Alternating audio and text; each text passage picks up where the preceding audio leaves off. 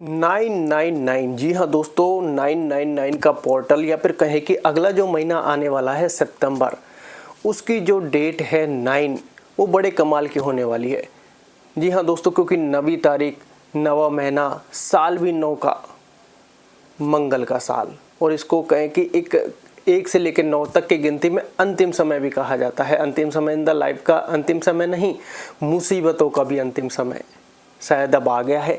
ऐसी सिचुएशन में आपको क्या करना चाहिए और ये डेट कैसे बहुत ज़्यादा इंपॉर्टेंट है, क्योंकि देखिए 999 और इसको टोटल भी करोगे तो भी 9 आएगा, और ये साल मंगल का है, एनर्जी का है, या फिर कहें कि 2025 9 वेरी इंपॉर्टेंट ईयर है। वो कहते हैं जो चीज़ें मुसीबतें हैं अब उनका अंत होने वाला है, एक नई शुरुआत होने वाली है।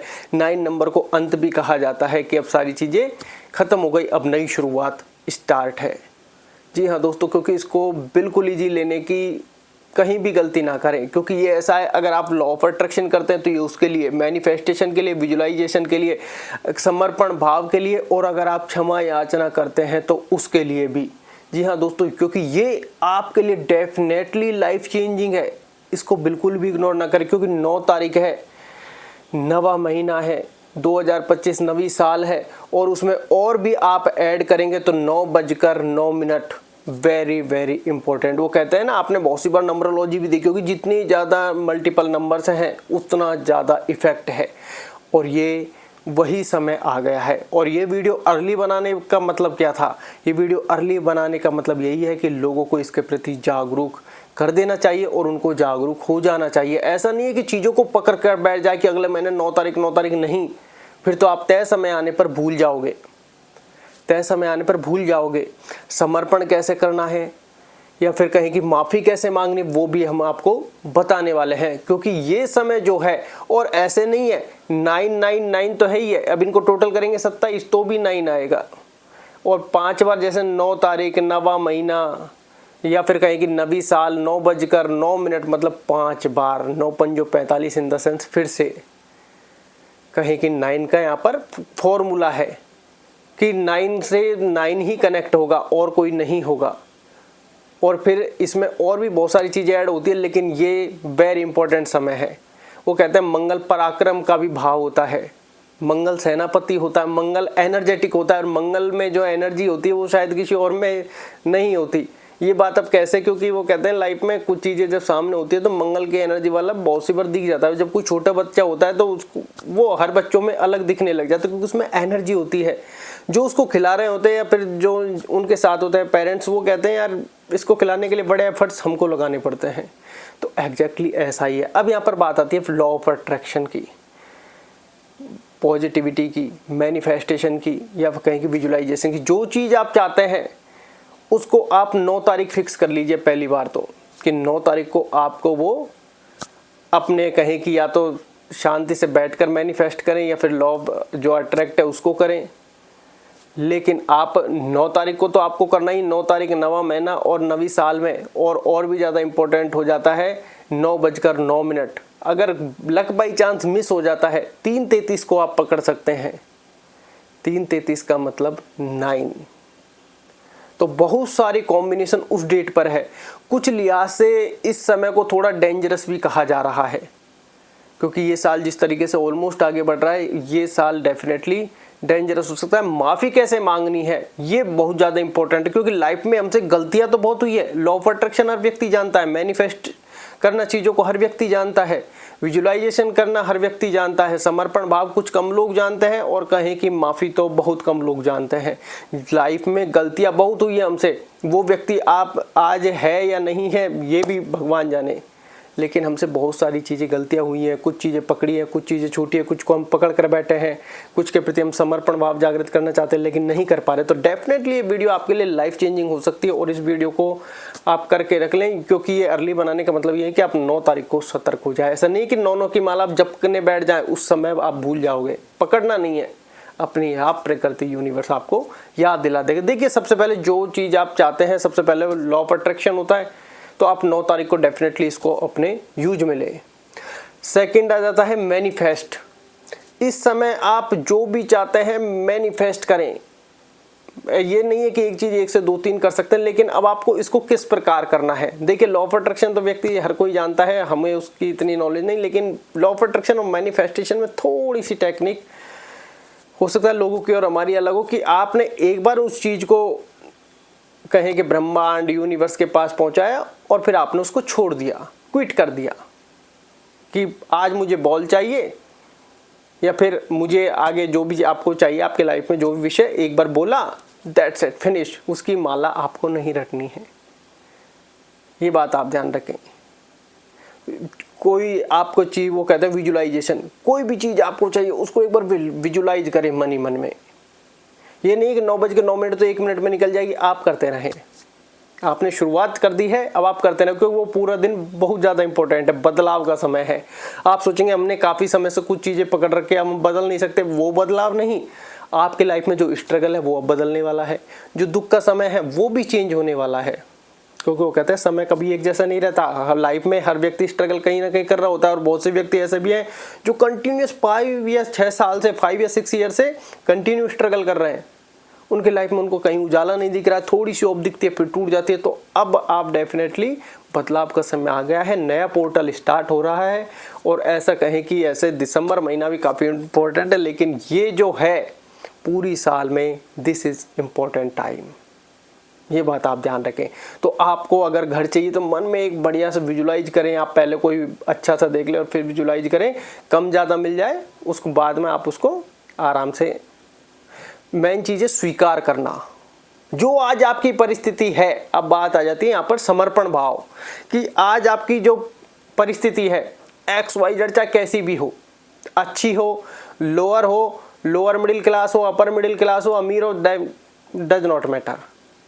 ये बात आप ध्यान रखें कि आपको कोई भी चीज़ पकड़नी नहीं है, स्वीकार करना है। आज जो है वो ईश्वर की इच्छा से है। आज हमारे पास चिंता है, आप उसको चिंता से मुक्त होने के लिए ईश्वर के प्रति समर्पण भाव रखिए, ईश्वर को समर्पित कीजिए चीज़ों को। ईश्वर से कहिए कि जो है आपका है, हमारा इसमें कोई रोल नहीं है, क्योंकि हमसे तो कुछ हुआ ही नहीं जीवन में।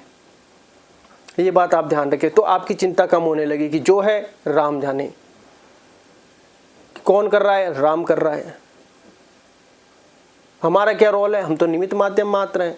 क्योंकि किसी व्यक्ति के पास मान लो कोई सूचना पहुंचानी है तो भगवान थोड़ी ना आएगा, आपको हाथ पकड़कर भेजा जाएगा कि जाओ ये शब्द बोल के आओ, तो एग्जैक्ट निमित्त माध्यम।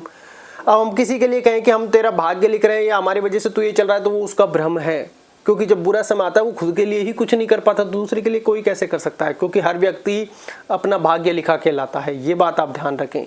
तो किसी से कभी ऐसे शब्द नहीं बोले कि तेरी मतलब जो भी चीज़ भी है मेरी वजह से चल रही है, नहीं, परमात्मा ने सबकी व्यवस्था कर रखी है, ये बात आप ध्यान रखें। तो हमेशा समर्पण भाव रखें, साक्षी भाव रखें, एक कि जो चीज़ है 2 रोटी है, मस्त रहें। 200 रोटी के बारे में सोचे ही ना कि 2 रोटी है, मस्त है लाइफ, भगवान की कृपा से मस्त चल रही है। आपके माइंड की फ्रिक्वेंसी इस प्रकार बदलने लगेगी, एक्सेप्टनेस आ जाएगी कि हम हर चीज़ों को अब हम स्वीकार कर रहे हैं। जैसे ही स्वीकार करोगे प्रारब्ध आपको परेशान नहीं करेगा, क्योंकि हम परेशान यहाँ से हैं। इसके बाद जो इम्पोर्टेंट चीज़ आती है वो है माफ़ी। वो मैं आपको एक बार थोड़ा सा बता देता हूँ कि हमको 3-4 चीज़ें उसमें स्टेप में करनी है, बहुत ज़्यादा ईजी है। वो मैं आपको एक बार बता देता हूँ, क्योंकि ये जो समय है ये बदलाव का समय है। ये बात आप डेफिनेटली ध्यान रखें कि सबसे पहले वो कहते हैं ना कि आपको कहना है, जैसे मान लो कोई भी टाइम आप ले लें, 9:09 भी होता है, 3:33 भी होता है, सुबह भी होता है, रात को भी होता है, या पूरे दिन आप कभी भी, या फिर सुबह जागते ही I am sorry, please forgive me, thank you और आई लव यू, ये 4 शब्द, I am sorry, please forgive me, thank you और आई लव यू। अब इन सब का क्या महत्व है? देखिए, सबसे पहले आपको अब ये बात यहाँ पर समझनी होगी कि इन सब में आई एम सॉरी, मुझे माफ़ कर दो, सबसे पहला शब्द कि हम जो भी करते हैं कि जाने जाने जो भूल मुझसे हुई है, प्लीज़ आई एम सॉरी, मुझे माफ़ कर दो। सेकंड था प्लीज़ फॉरगिव मी, मुझे माफ़ करना, प्लीज़ फॉरगिव मी, माफ़ करना। ये सब आंखें बंद करके आप चलते रहें, चाहे आप अपने माइंड में इनको घुमाते रहें। और ये आप अगर डेली प्रैक्टिसेस करोगे तो भी बेटर है। कभी जब भी करोगे या फिर कोई आप एक पर्टिकुलर 1 महीने में एक बार करोगे, एनफ। तो ये बात आप ध्यान रखें। अब दूसरा क्या है, प्लीज़ फॉरगिव मी, मुझे माफ़ करना। तीसरा है थैंक यू, मतलब धन्यवाद। इसका मतलब कि आपने मुझे माफ़ किया, धन्यवाद, थैंक यू। और इसके बाद जो चौथा है वो है आई लव यू, मैं तुमसे प्यार करता हूँ। क्योंकि वो कहते हैं ना कि हर व्यक्ति से प्रेम करो, हर व्यक्ति यहाँ पर हर चीज़ के लिए अलग अलग निमित्त माध्यम मात्र है कि जाने अनजाने भूल सबसे हो रही है। ऐसा इस संसार में कोई व्यक्ति नहीं है जिससे भूल नहीं हुई। तो ये जो 4 लाइन है ये डेफिनेटली लाइफ चेंजिंग आपके लिए होने वाली, क्योंकि हम कहीं ना कहीं अंदर से भरे पड़े हैं। कोई द्वेष, कोई ईर्ष्या, कोई जलन, कोई गुस्सा, कोई क्रोध, मतलब नकारात्मकता, हर चीज़ के लिए भरे पड़े हैं। शांति आएगी धन्यवाद करने से ही। एक्सेप्ट, मतलब जो जैसे प्रारब्ध है एक्सेप्ट, नो टेंशन, सिर्फ अपना काम अपना कर्म करते रहें। बात यहाँ पर फिर वही कर्म की आ जाती है कि आज जो आपके पास है, जो कर्म करने को मिल रहा है करते रहें। ये ना देखें कि कम है, ज़्यादा है, क्या है क्या नहीं। यही तो कर्म योगी कि नो सुख दुख, ये मिला है इसे करते हैं। राम जाने आप हर वक्त साक्षी भाव रहेंगे, समर्पण भाव रहेंगे, जीवन में बड़ी से बड़ी मुसीबतों का आसानी से सामना कर लेंगे। क्यों? राम जाने। तो आपके दिमाग पर वो लोड नहीं पड़ेगा। अगर हमारे पास में कोई बड़ी से बड़ी सिचुएशन भी आई और हम ईश्वर के कहें कि समर्पित भाव से काम कर रहे हैं, तो वो काम डेफिनेटली अच्छा भी हो जाएगा और आपको ऊपर लोड भी नहीं पड़ेगा, आपको मानसिक तनाव भी नहीं आएगा। कम हो गया फिर भी यार जैसी प्रभु की इच्छा, और ज़्यादा हो गया ये तो प्रभु का आशीर्वाद है, प्रभु की कृपा है जो उन्होंने कम मेहनत में ज़्यादा दिया। हर तरीके से आपके माइंड की फ्रिक्वेंसी बदल जाएगी, ये बात ध्यान रखें। अब ऐसा नहीं है कि बहुत से लोग कहते हैं कि क्या नहीं, ये डेली प्रैक्टिसेस हैं। ये अभी कुछ टाइम पहले से हमने जब चालू की तो डेफिनेटली इसका बहुत असर पड़ा, और बहुत असर इसका प्रभाव ऐसे पड़ा कि बहुत सारी, वो कहते हैं जैसे गर्मी का सीजन चल रहा है तो बहुत सारी चीज़ें हमारी भी लाइटिंग वाइटिंग में बहुत सारे डिस्टर्बेंस हुए, और वो डिस्टर्बेंस बहुत, वो कहते हैं ना बहुत से बार सुधरने का नाम ही नहीं लेते। हमने कहा ठीक है बाढ़ में जाने दो, राम जाने क्यों खराब हो रहे हैं, क्यों क्या दिक्कतें हो रही, कभी ये कभी वो कभी वो कभी वो। ठीक है गर्मी है, गर्मी लिखी है, गर्मी मस्त, मतलब दिमाग ठंडा हो गया। गर्मी उतनी है 45 डिग्री टेम्परेचर, लेकिन दिमाग ठंडा हो गया तो वो गर्मी महसूस नहीं होगी। एसी में अगर आपका दिमाग आपको भगा रहा है, सो के देख लेना, कभी नींद नहीं आएगी। ये बात आप ध्यान रखें। तो इसलिए 999 पोर्टल, और आप कुछ भी नहीं कर रहे, ये क्षमा वाली जरूर कर लेना, क्षमा वाली कुछ जरूर कर लेना, और ये जो इसमें थैंकफुल वाली जरूर। क्योंकि हर व्यक्ति देखो लॉ ऑफ अट्रैक्शन पॉजिटिव, हर व्यक्ति हर समय नहीं रह सकता, लेकिन जो ये वाली है राम जाने, राम का काम है, हम राम भरोसे हैं, ये आपके माइंड की फ्रिक्वेंसी बदल देगा। क्योंकि जीवन में हम कहीं ना कहीं एक दूसरे व्यक्ति को खुश कर रहे हैं, एक दूसरे व्यक्ति से डर रहे हैं, लोग क्या कहेंगे, लोग क्या सोचेंगे, इसी से आगे नहीं निकल पा रहे हैं। जब भावना आएगी राम जाने, तब चीज़ें बदलने लग जाएंगी कि आप तो उस ईश्वर के प्रति आश्रित हो गए हैं। अब आपके रथ वो चलाएगा कि अब तुम चलते जाओ, और तुम सहज स्वभाव से चलते भी जाना। ऐसा नहीं है कि किसी चीज़ को पकड़ने का प्रयास करो। वो कहते हैं प्रकृति जब बदलाव लाती है, कुछ त्याग भी करना पड़ता है, कुछ छोड़ना भी पड़ता है, फिर मिलता भी बहुत अधिक है। कहीं आपने सोचा कि आप पैसे को अट्रैक्ट करके पकड़ कर बैठ जाए, नहीं, आ रहा है वो जाएगा भी, ये भी आप मन में रखें। तभी तो कहते हैं कि जो होना है वो होकर रहेगा। इसलिए आज आपको ये वीडियो मिल रही है भी किसी न किसी कारण से मिल रही होगी, तो ये डेफिनेटली आप इन सब चीज़ों को ज़रूर करें। मेडिटेशन ध्यान का जरूर सहारा ले सकते हैं, नाम जाप का सहारा ले सकते हैं, क्योंकि वो कहता है मंगल है, हनुमान जी तो राम जी भी आएंगे। तो आप अपने अनुसार देख सकते हैं, आप चाहे तो सारे प्रैक्टिसेस कर सकते हैं, चाहे तो आप लिमिटेड कर सकते हैं। पर ये जो क्षमा वाली है, वो कहते हैं कि क्षमा वाली सबसे इम्पोर्टेंट। बाकी सारी चीज़ों में तो हमने हमारे बारे में ही सोचा, क्षमा में भी हमने हमारे बारे में सोचा, लेकिन हमने वो जिगरा तो दिखाया कि क्षमा की हम स्वीकार करते हैं। स्वीकारना मेन चीज़ है, स्वीकार करना। हम प्रारब्ध को ही स्वीकार करना नहीं चाहते, लेकिन वो भोगना तो पड़ता ही है। तय समय पर तय चीज़ें इंसिडेंट होते हैं, हम सिर्फ रोते हैं, बिलखते हैं, गालियाँ बकते हैं, या फिर तरह तरीके के भाव उत्पन्न करते हैं, लेकिन जो होना तो वो तो हो गया, वो होकर भी चला गया। हम या तो पछता रहे हैं या अतीत में अपना समय निकाल रहे हैं। लेकिन जब स्वीकार करना आ गया, अरे इतना नुकसान हो गया, कोई बात नहीं, नो टेंशन, आगे बढ़ो, मतलब ठीक है यार जो हुआ, मतलब आपने उसको पकड़ा ही नहीं, स्वीकार कर लिया। ये मेन चीज़ है। इसलिए कहते हैं मेडिटेशन ध्यान को जरूर सहारा बनाए, जिससे आप हमेशा माइंड से फ्री रहेंगे। नाम जाप करेंगे, चीज़ें आपको समझ में आएंगी। जब करेंगे नाम जाप तो राम राम ही रहेगा मन में कि हाँ ठीक है, राम जी की इच्छा से सब हो रहा है। तो आप किसी चीज़ को पकड़ोगे ही नहीं और आपको लाइफ आनंदमय होने लग जाएगी। आशा है भगवान आपके जीवन बदलाव करे, स्ट्रगल के लाइफ को थोड़ा सुखमय बनाए। धन्यवाद।